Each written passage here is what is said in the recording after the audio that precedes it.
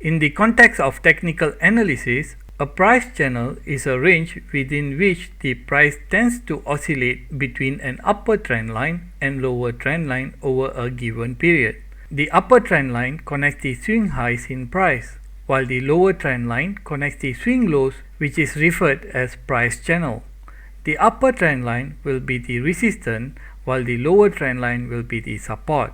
Usually, if a price channel slants upward, it is called an ascending channel. If it slants downward, it is called a descending channel, and if it's flat, it is called a sideways channel. The ascending channel can be constructed by drawing a line with the same angle as the uptrend line, then moving the line to the position where it touches the most recent peaks. Similarly, the descending channel can be constructed by drawing a line with the same angle as the downtrend line, then moving the line to the position where it touches the most recent bottoms.